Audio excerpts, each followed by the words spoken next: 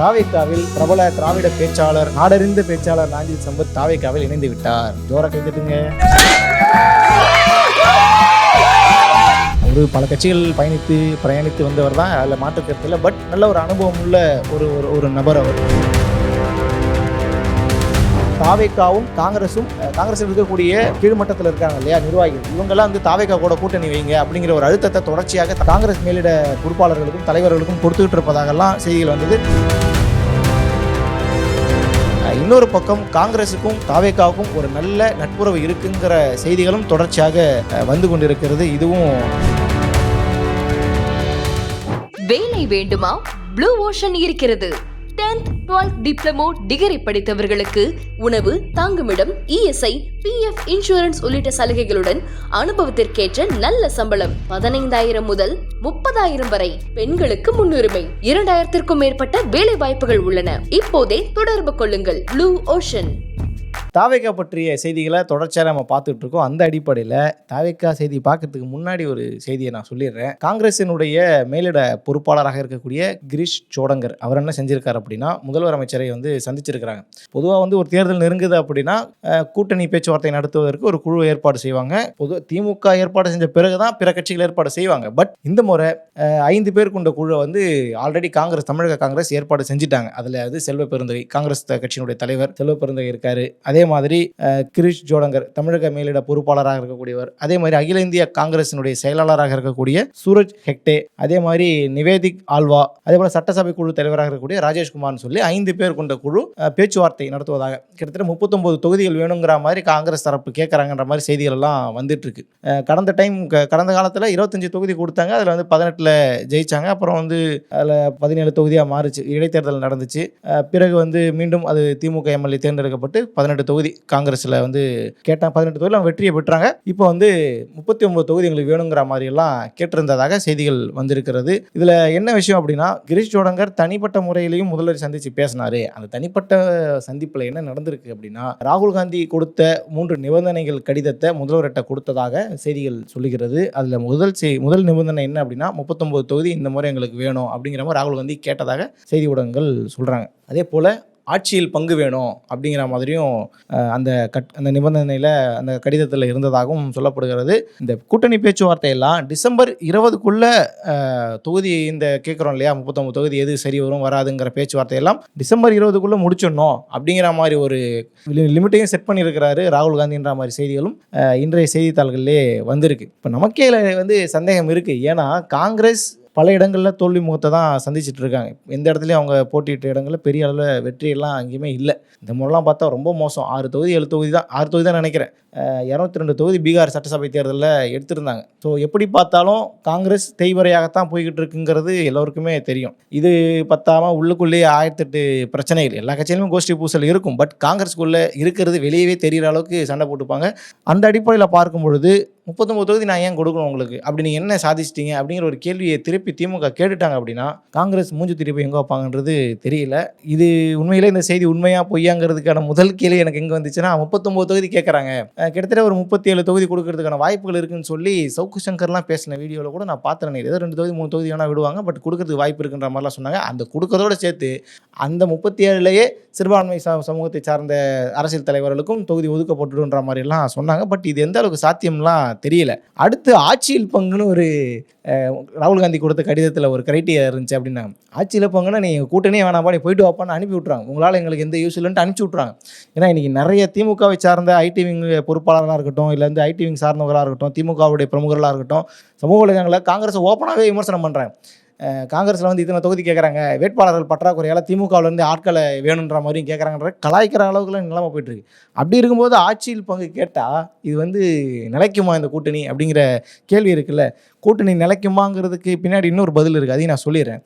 December 20க்குள்ளே நீங்கள் வந்து தொகுதி முடிவு பண்ணணுன்ற மாதிரி சொல்லியிருக்காங்க. ஓபிஎஸ் கூட சொல்லியிருந்தாருன்னு நினைக்கிறேன். டிசம்பர் 15க்குள்ளே அதிமுகவில் ஒரு நல்ல முடிவு எடுக்கணும் அப்படிங்கிற மாதிரி, இல்லைனா நாங்கள் வந்து வேறு மாதிரி ஒரு முக்கிய முடிவு எடுக்கப்படும் அப்படிங்கிற மாதிரியெல்லாம் சொல்லியிருந்தாரு. அந்த மாதிரி இந்த டிசம்பருக்குள்ளே எல்லாத்தையும் முடிச்சிருங்க, எலெக்ஷன் வருது, அதுக்குள்ளே நாங்கள் வேலையை பார்க்கணுன்ற அடிப்படையில் சொல்கிறாங்களோ என்னவோ தெரியல. சரி, ரைட்டு. இதுக்கு முதல்வர் ஒரு பதில் கொடுத்துருப்பார்ல, நீங்கள் சொல்கிறதெல்லாம் அவருக்கு சொன்னதெல்லாம் கேட்டுக்கிட்டு எல்லாமே நான் கேட்டுக்கிட்டேன், நான் ராகுல் காந்திகிட்ட பேசி நீங்கள் கிளம்புங்க அப்படின்ட்டாப்லையாம். ஸோ அதையும் வந்து அதே பத்திரிகையில் எழுதி வச்சுருக்கிறாங்க. இதை தாண்டி காங்கிரஸோடு தாவேக்காவை தொடர்புபடுத்தி பல செய்திகள் வந்துகிட்டு இருக்கு. நம்ம கடந்த காலத்திலிருந்தே நம்ம பேசிக்கிட்டு இருக்கோம். தாவேக்கா ப்ளஸ் காங்கிரஸுங்கிற கூட்டணியினுடைய அந்த கங்கு வந்து புகைந்து கொண்டே இருக்கிறது அப்படிங்கிற விஷயமெல்லாம் பேசப்பட்டுட்டு இருந்தது. இதில் 2 விஷயம் இன்னைக்கு புதுசாக இன்னைக்கு நம்ம பேசிட்டு இருக்க நேரத்தில் வந்த செய்தி. தாவேக்காவில் பிரபல திராவிட பேச்சாளர், நாடறிந்த பேச்சாளர் நாஞ்சில் சம்பத் தாவேக்காவில் இணைந்து விட்டார். ஜோரா கைத்தட்டுங்க.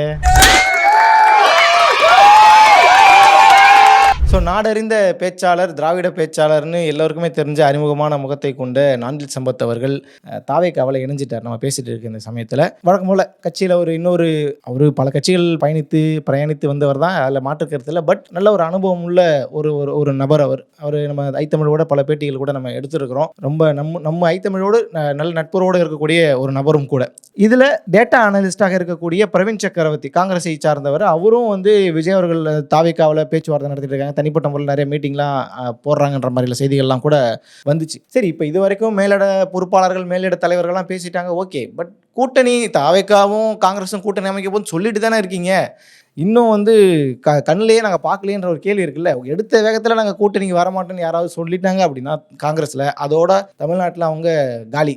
ஸோ என்ன செய்வாங்க அப்படின்னா, தாவேக்காவை கை காட்டி பார்த்தீங்களா நாங்கள் கூட்டணி போயிடுவோம், ஒழுங்காக எனக்கு 39 கொடு இல்லை 40 கொடுன்னு கேட்குறது. ஒரு வேளை நீ எனக்கு வேணாம் முடிவு பண்ணி திமுக தூக்கி போட்டுட்டாங்க அப்படின்னா அப்புறம் வந்து தாவேக்காவில் சேர்ந்தலான்ற மாதிரி பிளான் எதுவும் வச்சிருக்காங்களான்றது தெரியல. பட் அந்த மாதிரியான செய்திகள் தான் வந்துட்டு இருக்கு. அந்த அடிப்படையில் தாவேக்காவும் காங்கிரஸில் இருக்கக்கூடிய கீழ்மட்டத்தில் இருக்காங்க இல்லையா நிர்வாகிகள், இவங்கெல்லாம் வந்து தாவேக்கா கூட கூட்டணி வைங்க அப்படிங்கிற ஒரு அழுத்தத்தை தொடர்ச்சியாக காங்கிரஸ் மேலிட பொறுப்பாளர்களுக்கும் தலைவர்களுக்கும் கொடுத்துக்கிட்டு இருப்பதாகலாம் செய்திகள் வந்தது. இப்போ சமீபத்தில் திருவாரூரில் ஒரு திருமண நிகழ்ச்சி, அந்த திருமண நிகழ்ச்சியில் திருச்சி வேலுச்சாமி, அதே போல் எக்ஸ்ஐஏஎஸ் உமாசங்கர், விஜய் அவர்களுடைய தாவேக்கா தலைவர் விஜய் அவர்களுடைய தந்தை எஸ்ஏசி சந்திரசேகர்லாம் வந்து சந்திப்பு அதாவது திருமண நிகழ்ச்சிக்கு போயிருந்தாங்க. போன இடத்துல கொஞ்ச நேரம் அவங்க வந்து பேசிகிட்டு இருந்தாங்க. அதே போல் இவங்க வந்து என்னென்னா பேச்சுவார்த்தை நடத்தியதற்கான வாய்ப்புகள் நிறைய இருந்ததுன்ற மாதிரியெல்லாம் சொல்கிறாங்க. காங்கிரஸோட கூட்டணி பேச்சுவார்த்தை நடந்ததுக்கான சோர்ஸ் இருக்குன்ற மாதிரிலாம் சொல்லிட்டு இருந்தாங்க. பட் எந்த அளவுக்கு இது உண்மைலாம் தெரியல. அதே போல் ஏற்கனவே இப்போது தாவேக்காவில் இருக்கக்கூடிய பொதுச்செயலாளர் இருக்கக்கூடிய செங்கோட்டையனும், அதே போல் திருநாவுக்கரசர், முன்னாள் தமிழக காங்கிரஸ் தலைவர் திருநாவுக்கரசரும் வந்து சந்திச்சாங்கன்ற மாதிரி செய்தியெல்லாம் வந்து கொண்டு இருக்கிறது. அப்படியே லைட்டாக இந்த காந்தத்தை மண்ணில் போட்டு தேய்க்கும் போது அப்படியே வந்து ஒட்டும்ல அந்த மாதிரி ஒரு டச் வந்து இருந்துக்கிட்டே இருக்குது காங்கிரஸுக்கும் தாவேக்காவுக்கும். அப்படி இவங்க போகும்போது அவங்க வந்து பேசுகிறது, அவங்க போகும்போது இவங்க வந்து பேசுகிறது, அந்த ஜாடமாடையே பேசுகிற விஷயமெல்லாம் நடந்து கொண்டு இருப்பதாகலாம் வருகிறது. இதை அப்படியே மறுக்கக்கூடிய செய்திகளும் இருக்குது. காங்கிரஸுக்கு அவ்வளோ பெரிய அமில பரிசோதனைலாம் காங்கிரஸ் செய்ய மாட்டாங்க. ஏன்னா அவங்களுடைய பலம் என்னன்றது நல்லாவே தெரியும். பல மாநிலங்கள் இப்போ அடி மேலே அடி வாங்கிட்டே இருக்கிறாங்கன்ற மாதிரி வாங்கிட்டே இருக்கிறாங்க. இந்த நேரத்தில் வந்து கூடாரத்தை பிச்சுக்கிட்டு தாவேக்கா கிட்ட போனாங்க அப்படின்னா எந்த முகாந்திரத்தின் அடிப்படையில் அவங்களால போய் சேர முடியும்? இவங்க இன்னும் தாவேக்காவில் அவங்களுடைய எலெக்ஷனில் அவங்க எந்த அளவுக்கு போட்டியிடுவாங்க, அவங்களுடைய பலம் என்ன, இப்படிங்கிற எதையுமே வந்து நிரூபிக்கவே இல்லை. அவங்களுடைய பர்சன்டேஜ் என்ன, ஓட் பர்சன்டேஜ் என்னது நிரூபிக்கவே இல்லை. அதுக்குள்ளே காங்கிரஸ் எப்படி கூட்டணி வச்சிருன்ற மாதிரி விமர்சனங்கள்லாம் ஒரு பக்கம் பேசப்பட்டாலும், இன்னொரு பக்கம் காங்கிரஸுக்கும் தாவேக்காவுக்கும் ஒரு நல்ல நட்புறவு இருக்குங்கிற செய்திகளும் தொடர்ச்சியாக வந்து கொண்டு இருக்கிறது. இதுவும் ஒரு பக்கம் நடந்துக்கிட்டு இருக்கு. ஸோ இது வந்து தாவேக்கா சம்மந்தப்பட்ட விஷயம் தம்பி, நீங்கள் கேட்டிங்கன்றதுக்காக நான் அதை சொல்லிட்டேன். அடுத்ததாக ஓபிஎஸ் குறித்த ஒரு செய்தியை பற்றி நேற்று நம்ம பார்த்துருந்தோம். அதாவது நீங்கள் எவ்வளோ சீக்கிரமாக நீங்கள் பேச்சுவார்த்தை நடத்தி என்டிஏ கூட்டணியில் எங்களை சேர்த்து வைக்க முடியுமோ அந்த அளவு சேர்த்து வச்சுருங்க, இல்லைனா நாங்கள் வந்து கட்சி தாவல் பண்ணிவிடுவோம், இல்லைனா புதுசாக கட்சி ஆரம்பித்து திமுகவோடையோ தாவேக்காவோடையோ கூட்டணி அமைச்சிடும்ன்ற மாதிரிலாம் ஓபிஎஸ் பேசினார்ன்ற செய்தியெல்லாம் வந்துச்சுன்னு சொல்லி நம்ம சொல்லியிருந்தோம். இன்றைக்கி ஓபிஎஸ் அவர்கள் அந்த டெல்லி பயணத்தை முடிச்சுட்டு வந்த பிறகு அவர் கொடுத்த பேட்டியில் என்ன சொல்லியிருந்தார் அப்படின்னா, தனிக்கட்சி ஆரம்பிக்கிற சம்மந்தமாக கேள்விகள் வரும்போது தனிக்கட்சி ஆரம்பிக்க போகிறேன்னு நான் சொல்லவே இல்லை அப்படின்னு சொல்லி ஓபிஎஸ் சொல்லிட்டாரு. கூடுதலாக செங்கோட்டையனை வந்து அவர் தாவேக்கா கட்சிக்கு போன பிறகு அவரை நான் சந்திக்கவே இல்லைங்கிற மாதிரியும் சொல்லியிருந்தார். ஏற்கனவே ஓபிஎஸ் வந்து இந்த மாதம் 15ஆம் தேதி வரைக்கும் அதாவது டெட்லைன் கொடுத்திருந்தார். டிசம்பர் 15 முக்கிய முடிவுகள் எடுக்கப்படுங்கிற மாதிரி சொல்லியிருந்தார். அந்த முக்கிய முடிவுக்காக ஒட்டுமொத்த தமிழகமே காத்திருக்கான்னு கேட்டால் காத்துட்டுலாம் இல்லை. பட் அவர் சொல்லியிருந்தாரு, எல்லாரும் கேட்டுக்கிட்டாங்க. அதே போல் கடந்த நவம்பர் 24 சென்னையில் அதிமுக தொண்டர்கள் உரிமை மீட்பு குழு பொதுக்கூட்டம் நடந்துச்சு. அப்போ எடுத்த முடிவு தான் அது. டிசம்பர் 15 ஒரு முக்கிய முடிவு எடுக்கப்படும் சொன்னாங்க. ஏற்கனவே என்டிஏ கூட்டணியை விட்டு விலகிட்டார்.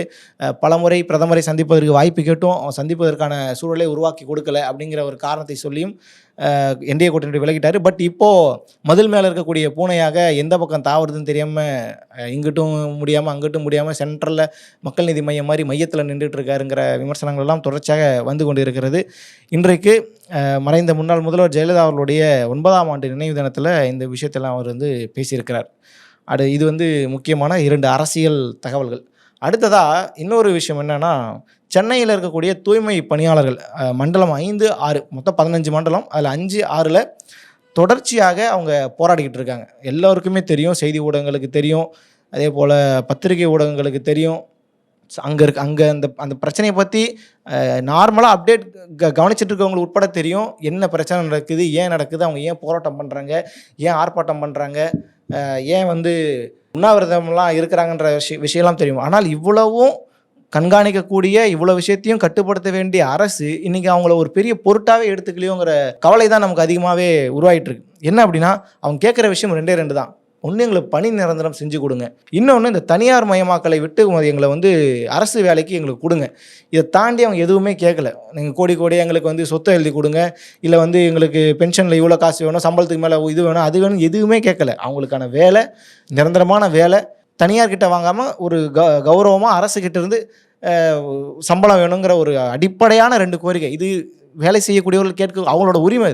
அதை கேட்டாங்கன்ற ஒரே காரணத்துக்காக இன்றைக்கி கிட்டத்தட்ட 100 நாட்களுக்கும் மேலாக அவங்க போராட்டத்தை பல வகையிலும் போராடிட்டு இருக்காங்க. நடு ரோட்டில் நின்று போராடி பார்த்தாச்சு, சாலை ஓரத்தில் நின்று போராடி பார்த்தாச்சு, உண்ணாவிரத போராட்டம் நடத்தி பார்த்தாச்சு, பேரணி நடத்தி பார்த்தாச்சு, மெரினாவில் போய் உழைப்பாளர் சிலைக்கிட்ட போராட்டம் பண்ணி பார்த்தாச்சு. எல்லா இடங்களிலுமே அடிக்கிறது, தூக்கிட்டு போய் வேனில் தூக்கி ஏற்றுறது, ஏதாவது ஒரு மண்டபத்தில் போடுறது, சாயங்காலம் விடுறது, இதே தான் நடந்துட்டு. இதில் பல பெண்களுடைய எலும்புகள்லாம் அவங்க அடித்து அவங்க குப்புறப்படுத்தி அவங்க அழுத காட்சியெல்லாம் இன்றைக்கி வரைக்குமே சமூக வலைதளங்களில் பரவிட்டு இருக்கு. இந்த பிரச்சனையை அரசு தயவு செய்து கவனத்தில் எடுத்து இதற்கான தீர்வை முதல்ல கொண்டு வாங்க. அதாவது இப்போ எப்படின்னா, இந்த தூய்மை பணியாளர்கள் பிரச்சனை வந்த உடனேயே இந்த கான்ட்ராக்டில் போயிட்டு இருப்பாங்கள்ல இந்த தூய்மை பணியாளர்கள்லாம், அவங்களையெல்லாம் மேடையில் ஏற்றி அவங்களுக்கெல்லாம் உணவளிக்கிறோம், அவங்களுக்கெல்லாம் நாங்கள் பார்த்தீங்களா சிறப்பு செய்கிறோன்ற மாதிரிலாம், அதாவது இந்த ஒர்க்கர்ஸ் எல்லாருமே, கார்ப்பரேஷன் ஒர்க்கர்ஸ் எல்லாமே எங்கள் கூட தான் இருக்கிறாங்கன்ற ஒரு பிம்பத்தை, ஒரு போலி பிம்பத்தை உருவாக்கக்கூடிய வேலையை தொடர்ச்சியாக அமைச்சர் சேகர்பாபு செஞ்சுக்கிட்டு தான் இருந்தார். பட் அதையெல்லாம் மீறி இவங்களுடைய போராட்டம் இன்றளவும் எப்படி பரந்தூரில் 1100 நாட்களுக்கு மேலாக அந்த போராட்டம் நடந்துகிட்டு இருக்கோ, அதே போல் சென்னையில் இருக்கக்கூடிய தூய்மை பணியாளர்களுடைய போராட்டம் 100 நாட்களை தாண்டி நடந்து கொண்டு இருக்கிறது. அவங்க உயர்நீதிமன்ற அனுமதியோடு அம்பத்தூரில் உண்ணாவிரத போராட்டமும் நடத்திக்கிட்டு இருக்கிறாங்க. இப்போ வரைக்கும் தொடர்ச்சியாக அந்த உண்ணாவிரத போராட்டம் நடந்து கொண்டு இருக்கிறது. கிட்டத்தட்ட ஆகஸ்ட் 1ஆம் தேதி ஆரம்பித்த போராட்டம் ஐத்தமிழ் களத்தில் 13 நாள் போராடினாங்க. நம்ம 7 நாள் களத்தில் இருந்தோம். அவங்களுடைய பிரச்சனையை பற்றி நம்ம பேசணும், மக்கள்கிட்ட கொண்டு போய் சேர்த்தோம். 2000 பேர் எந்த ஒரு பிரச்சனையும் இல்லாமல் அவங்க போராடிட்டு இருந்தாங்க. எல்லோரையுமே கூறாக பிரித்து ஆளுக்கு ஒரு திசையில் அனுப்பி போராடுறவங்களையெல்லாம் கைது செஞ்சு, பெண்கள்னு கூட பார்க்காம தரத்தரன்னு இழுத்துட்டு போய் வேனில் ஏற்றி அடிக்கிறது, இதெல்லாம் எங்கே போய் கொண்டு போய் இந்த அரசை நிறுத்த போதுன்னு தெரியல. இப்போ நான் ஒரு சூப்பரான சொல்யூஷன் சொல்கிறேன். உங்களுக்கு இந்த மாதிரி போராடுறாங்க, இதனால் அரசுக்கு கெட்ட பேர் ஏற்படுது அப்படின்னு நீங்கள் நினச்சிங்க அப்படின்னா, சிம்பிளாக கருணை கொலை பண்ணிவிடுங்க. அந்த கருணை கொலை பண்ணிட்டீங்கன்னு வச்சிங்களேன், உங்களுக்கு எந்த பிரச்சனையுமே கிடையாது. இதுக்கப்புறம் உங்களை எதிர்த்து யாரும் பேச போகிறதில்ல, யாரும் போராட போகிறதில்ல, யாரும் எதிர்த்து கேள்வி கேட்க போகிறதில்ல. நீங்கள் அப்படியே அந்த ராஜாங்கத்தை ரொம்ப சிறப்பாக நீங்கள் நடத்திக்கிட்டு இருக்கலாம். ஸோ இந்த மாதிரியான விஷயங்கள் அரசுக்கு மிகப்பெரிய அளவில் அவப்பெயரை ஏற்படுத்தி கொண்டு இருக்கிறதுங்கிறத அரசு கவனிக்கலையாங்கிறதெல்லாம் தெரியல. எந்த மக்களுக்காக நாங்கள் வந்தோன்னு சொல்லி 182வது தேர்தல் வாக்குறுதி நினைக்கிறேன், தூய்மை பணியாளர்கள் நிரந்தர பணி ஏற்படுத்தி கொடுப்போம்னு சொன்னது. உங்கள் வாக்குறுதி கொடுத்தீங்களே, அந்த வாக்குறுதியை நிறைவேற்றுங்கன்னு தான் அவங்க கேட்டுட்ருக்காங்க. அது உங்களுக்கு பொறுக்கலை அப்படின்னா இது என்னுடைய முடிவு என்னவாக இருக்குங்கிறது மக்கள் கையிலே நம்ம விட்டுடலாம். தூய்மை பணியாளர்கள் விஷயத்தில் அரசு அந்த விஷயத்தை கவனமாக அதை கையாள வேண்டும். அவர்களுடைய கோரிக்கையை உடனடியாக நிறைவேற்றி தருவதற்கான சூழலை உருவாக்கி தரணுங்கிற விஷயத்தையும் ஐத்தமிழ் சார்பாக நான் இதில் முன்வச்சு இந்த வீடியோவை நான் நிறைவு செய்கிறேன். நன்றி.